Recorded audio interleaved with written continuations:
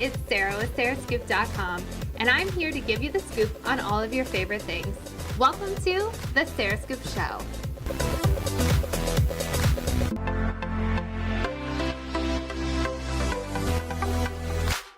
Hi, everyone, and welcome to the Sarah Scoop Show. We are here with Debra Cohen, and Debra, I would love for you to just go ahead and start off by introducing yourself. Thank you so much, Sarah. It's very nice to be here.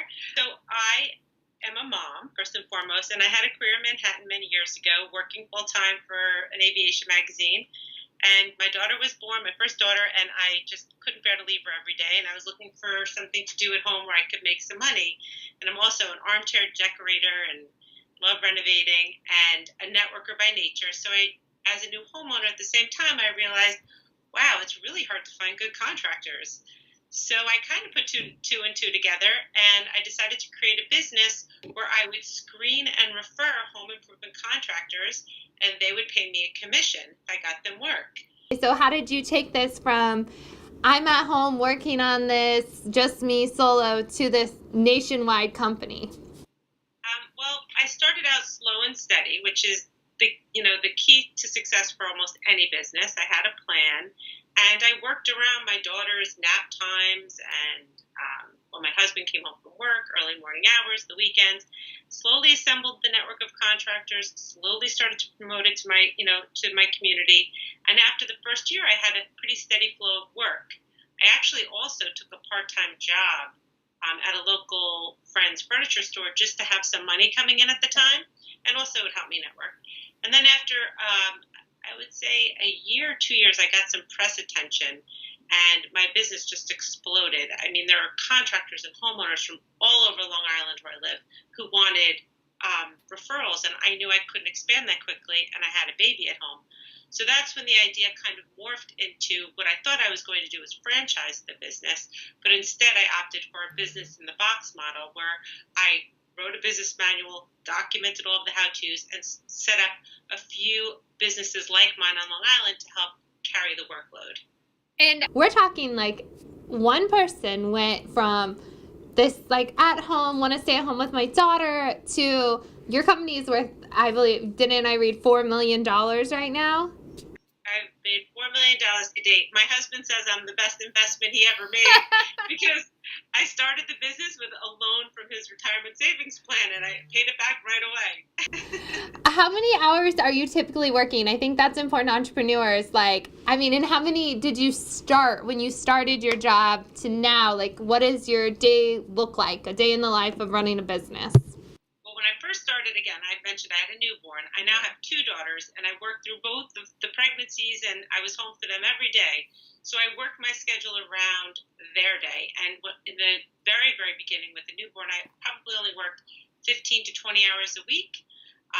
And then eventually, as my kids got older and then started going to school, I probably worked more 25 to 30 hours a week. I mean, as an entrepreneur, obviously every entrepreneur knows it doesn't happen overnight and there are struggles all along the way. So what are some tips and advice? Maybe share what's been your biggest struggle as an entrepreneur for those of people that are wanting to quit and pursue their own business. Sure. Well, first and foremost, I started with no home improvement experience whatsoever, and I had never owned my own business. So that's a little overwhelming. Right. And what I did in the beginning was I set out to create a board of advisors.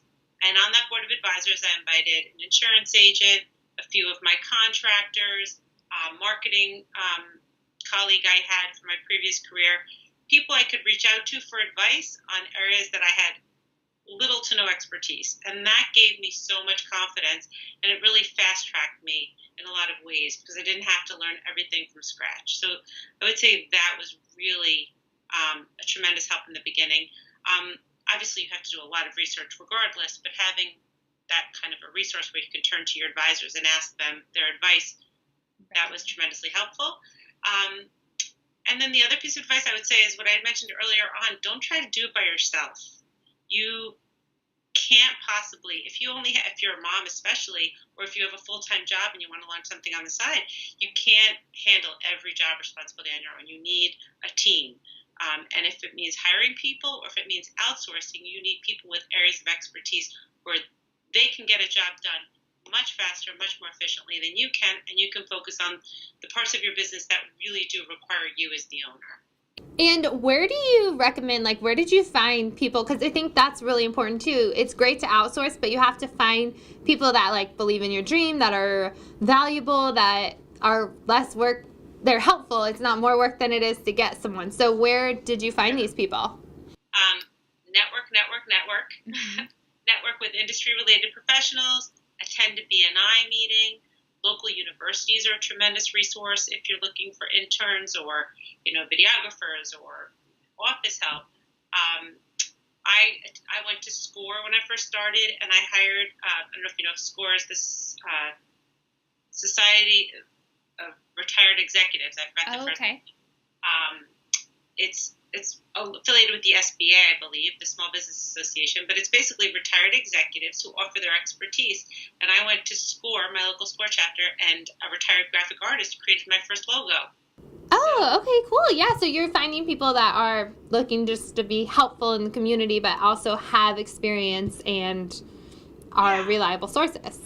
Yeah, like for instance, you want to network within your industry and in your community. So for instance, there's something called BNI, which is a networking group where people with local businesses all come together to feed off each other and help boost each other's businesses. And that's also a good resource. If you're looking for a printer, you can go to a local business owner and say, hey, who do you use for your printer? Who do you use for a mailing list?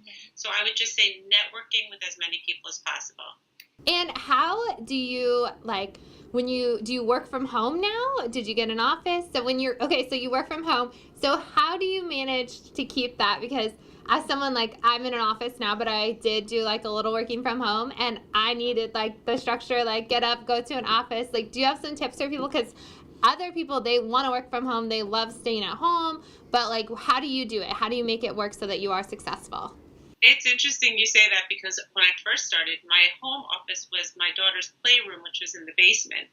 And I always felt like I was below ground, but it was the best way to multitask, watch her, and get work done at the same time. In fact, when she was little, a funny story, I picked up my business line one day, and she couldn't have been more than 2. And when I picked up my phone, she said Home Remedies, which is the name of my company. So, and I don't know, hopefully along the line she's developed a good work ethic from having seen me work all the time. But I was in the basement, and it served my needs because I had children. Eventually, when they got older, we renovated our front porch, which is where I am now, and this is my home office.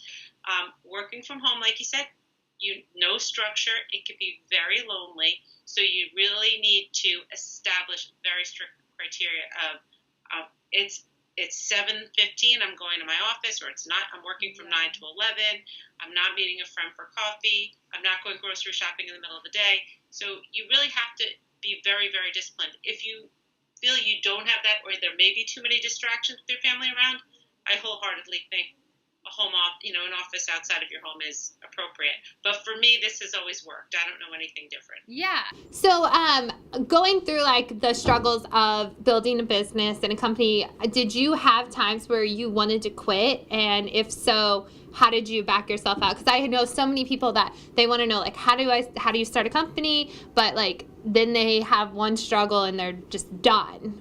Yeah. It happens to all of us. For sure, right. The key, I think, is to have a cheerleader. So my cheerleader is my husband, and he's supported me wholeheartedly. Every time I've had doubt, or we shouldn't do this, or I shouldn't risk our money to start a business, when we were really living hand to mouth at the time, he'd say, well, then don't do it. And I just knew that wasn't an option. Yeah. So whatever accomplishment I have along the way, he's always the first one to cheer me on. If your husband has his own career, not as too many distractions with the kids, maybe it's a friend, maybe it's a mentor, maybe it's a coach. That's one of the reasons why I decided to help other people start these businesses, because not only am I giving them their tools, but I'm also their cheerleader and their guide, and I've experienced all of this, so I'm in a good position to say, don't get discouraged, this happened to me too, this is what you have to do, or did you try this? So to avoid discouragement and abandoning your dream, you do need a cheerleader, I think, in my opinion.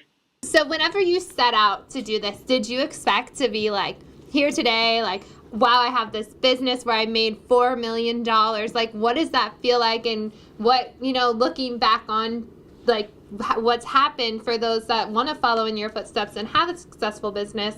Like, not just even like advice, but just anything that you've learned or tips or things that you're like, wow, if someone would have told me this, like that kind of stuff.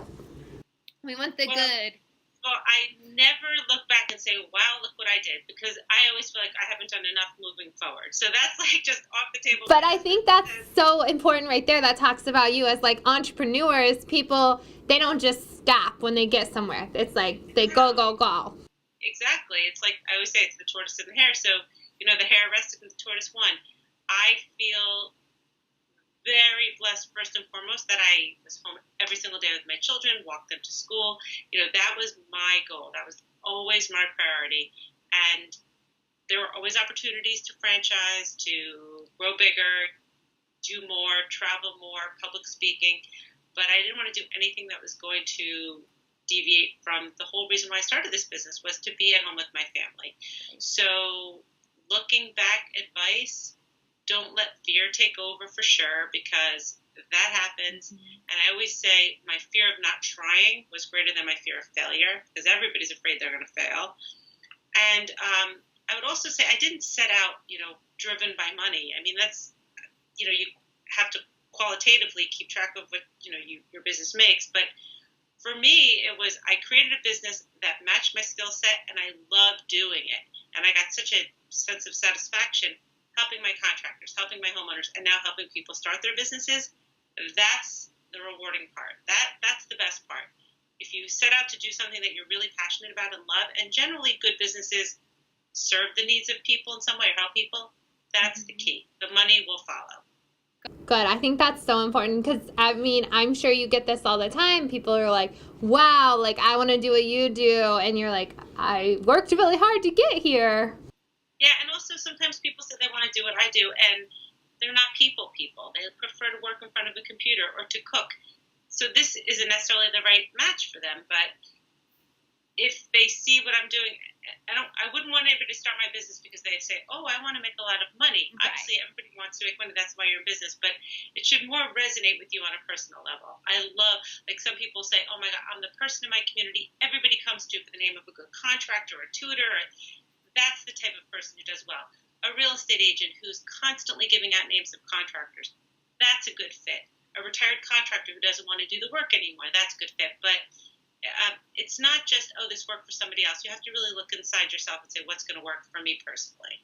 Right. And so just going off that, how can people that maybe want to work with you or just want to reach out to you, like you're full of great advice and you're very open and willing, which is amazing, and like an entrepreneur that's successful that can help others, how can they get in contact with you and learn more about your business as well? Well, I love talking to people about any type of business, but my website is hrnbiz.com, and it stands for Homeowner Referral Network, biz.com. And on my website, contact information, you can sign up for more information. We can chat via email, whether it's this business you're interested in or, you want advice starting another business. I've helped people across the board, but my expertise is obviously in the contractor referral business. Well, wonderful. Thank you so much for being our guest today. My pleasure. It's lovely to meet you. Thank you. Thank you so much for watching, and make sure to subscribe to The Sarah Scoop Show.